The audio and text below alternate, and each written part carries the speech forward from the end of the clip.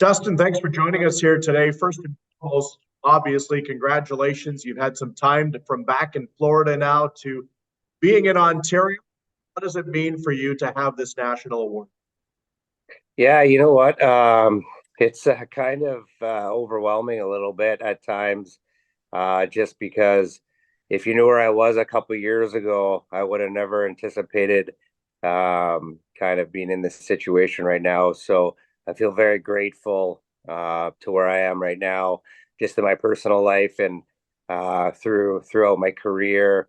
You know, I struggled with addiction and I've learned to, I think, just kind of accept the fact that I did have a problem, and I use golf as a big part of my recovery. And being a PGA professional for 20 years plus, and having some opportunities that I've had in the past, there, have really, I think, been a big part of me as a person, and my core values and roots. And I think really golf at times has kept me very healthy, and the PGA of Canada and its membership and support throughout this journey has really given me a feeling of hope. And I think our membership in its own, and all the support has been just a fantastic uh, uh, overwhelming experience. And that award down in Florida was just kind of, you know, a little bit of um, some self gratitude as well, just to know that I'm making some right movement in my life, and as I get back in our community here in Thunder Bay. Dustin, walk us through that journey. Some of the areas that you feel Yeah, comfortable, you obviously know what? sharing, and how golf, has come together, and the two have kind of gone hand in hand to get to where you sit today, where we have this chance to visit. I grew up in Thunder Bay, sports town, as you know, in Manitoba there and Winnipeg. Yeah. But um, you know, I think coming from, single mom, separated family, in school, that feeling of not being accepted or different. And as I got into high school, I think a big part of, when the drinking and the partying started, and that feeling of, you know, nothing matters, and whatever difficulties I was going through as a person, the alcohol and drugs kind of took that pain away. And I played AAA in junior hockey and all-star baseball, and golf was kind of like recreational for me as a kid until I got a little bit older, because those other sports took priority, kind of just where I was in my life at that time. Um, but I would, make every sports team. I would kind of do whatever I wanted to. Um, Having a single mom, and I know that was hard on her, and she's kind of like my hero and savior through all this. But I had a lot of freedom. So the partying became pretty heavily into my college and university years, and um, I didn't really know what I was going to take. I remember I played in the Ontario Juniors one time when I was like 16 before I got my driver's license, and seeing a pamphlet for the PGM program at Georgian College, which I graduated from. But I hadn't hit a golf ball in like 3 years or 4 years training for hockey. And so I applied for the school. And when hockey was done, I went there, and I actually ended up turning pro that summer, with my first apprenticeship there at Cardinal Golf Club with Cam Jacobs and Jody Booten. But yeah, and then I was fortunate enough to get hired with Club Link and worked for Glen Abbey and Greystone, and some great people there. And I owe a lot to them to kind of showing me the ropes of the golf industry. And I was young and single and living in Toronto and the GTA, and I was partying like crazy. And at that time, I could manage both. And I think golf gave me, and especially in the positions I was with at the time, you're working those 50, 60-hour weeks and grinding it out. And I think the professionalism and the networking and the membership and all the other stuff that comes along with our profession, I really maybe at that time didn't realize what it was actually doing for my life, because I didn't have much direction, or I didn't have much to believe in, really. And, so fast forward 20 something years later, having a couple kids, moving, dealing with separation, the addiction and everything just got worse and worse and worse. And you got to hit rock bottom and really want to do things for your own self, to get healthy. And it's taken me some really big mistakes in my life, to realize to get to that point.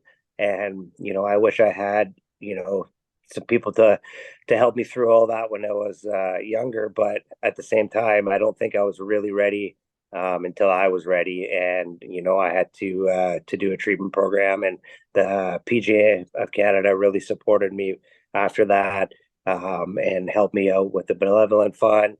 And I got to rekindle and fix a lot of loved relationships in my life with family, friends.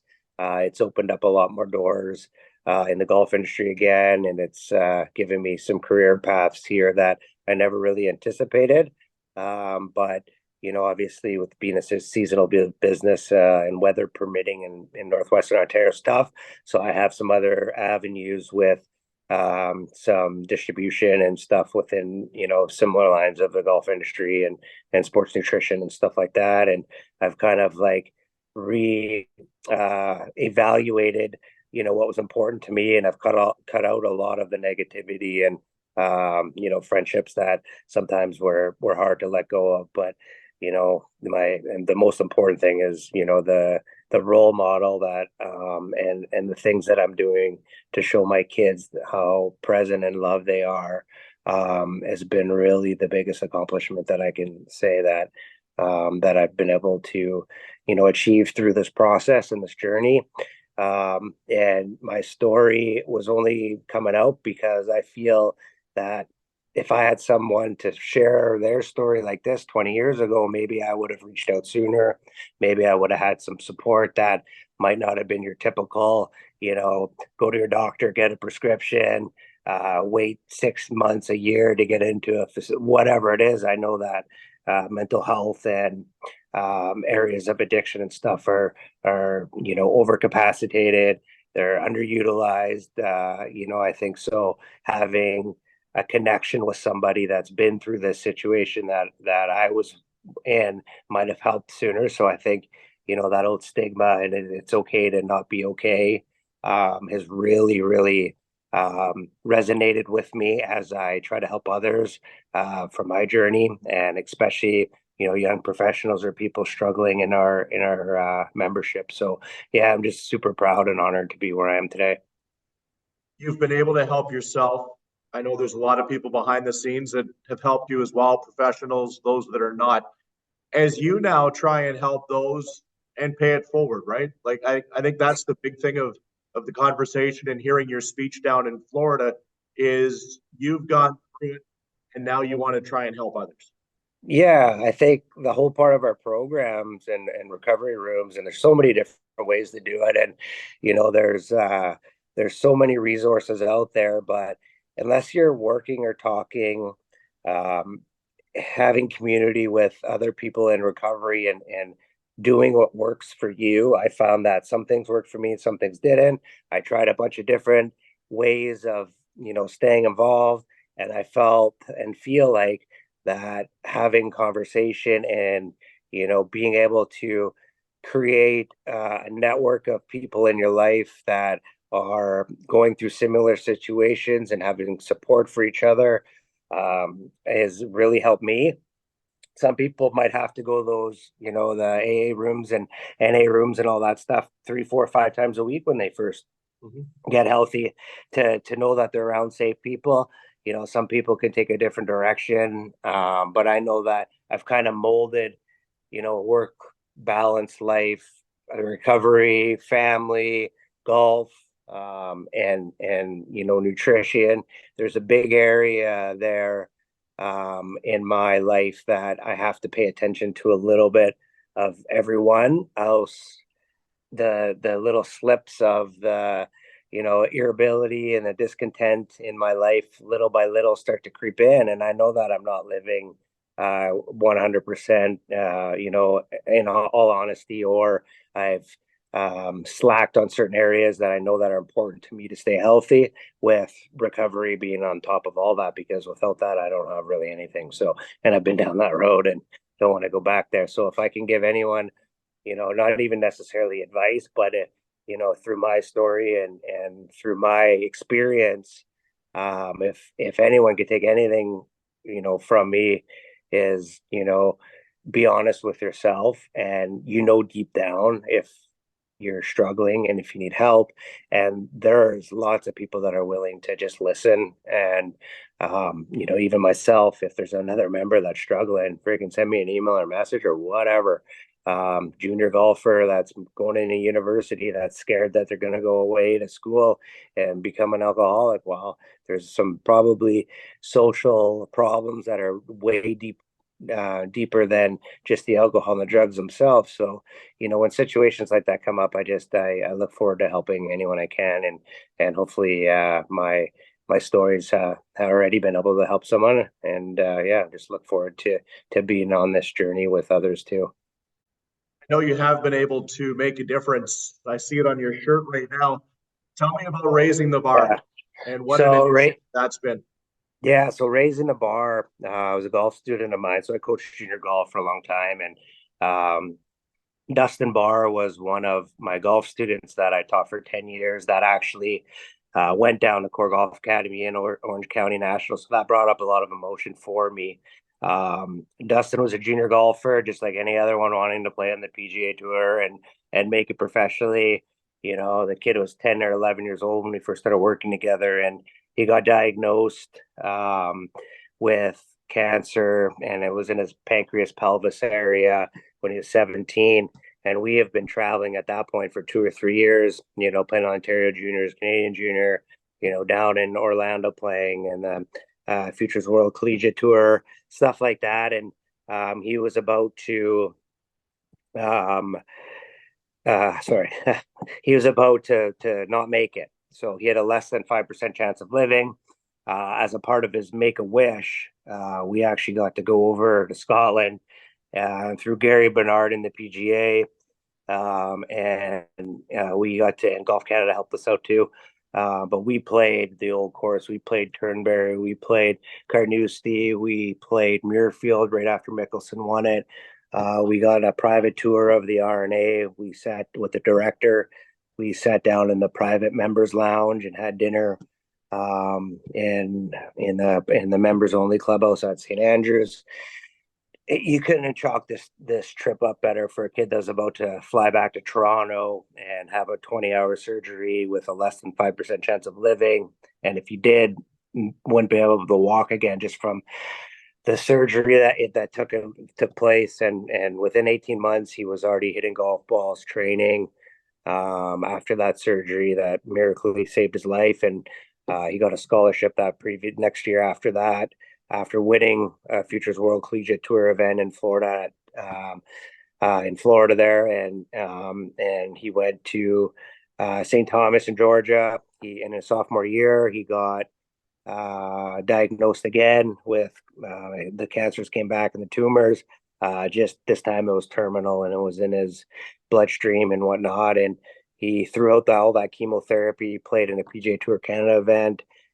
This kid was a hero, and so when he passed away, I was kind of like at my rock bottom. I fought through this with his family and through my own personal problems too, and it all kind of just collided. So right when COVID hit, he passed away, and we started his foundation. But I needed to get help and get healthy for me to really have an impact, I think, in this foundation. So over the last few years, we've raised $250,000 with his family in a local annual golf tournament and helicopter ball drop, golf balls from heaven, we call it. So you buy tickets and the closest ball to the hole out of the helicopter wins. And we've actually donated, like I said, directly back into families, our local hospital for families in the northern communities that are coming in for chemotherapy, for their friends and family to accompany them for food, for extra travel expenses when they go down to a McDonald's house. We've rented apartments for people in Toronto when their family needed help and support. So the Barr family really understood the extra expenses that come along with life-threatening illnesses, and especially cancer, and how it impacts people. And I think the travel grant just only covers one parent, or, they have a lot of regulations there. So we've opened it up through our Raising the Bar grant application process. So it's just been a really overwhelming experience to see these families and all the support in the community and all the people involved. So it's been good. Anyone that wants to get involved or help out with that, how can they do so? Yeah, just go on the raisingthebargolf.com website with two R's, Raising the Bar, or just Google it. And, we got a Facebook page and all that stuff. But yeah, I think the community has really, now that we're in year 5, and the tournament actually is on Dustin Barr's birthday, which is pretty exciting. And it's just a way every year to remember the impact that he had on our community, and especially he's like a legend down at Ronald McDonald House and not Make a Wish, but the Children's Hospital there, just because he was like flying to get chemo treatment, back on a plane, playing in a golf tournament. Like, he didn't sit around. He played golf through his whole 7 years. Until he passed away throughout this whole process. And I really believe that trip through St. Andrew saved his life. And golf, with my own experiences too, has helped me. But I really believe that the power of believing in something greater than yourself in the game of golf really saved him as long as he could. And it's been a big part of my recovery as well.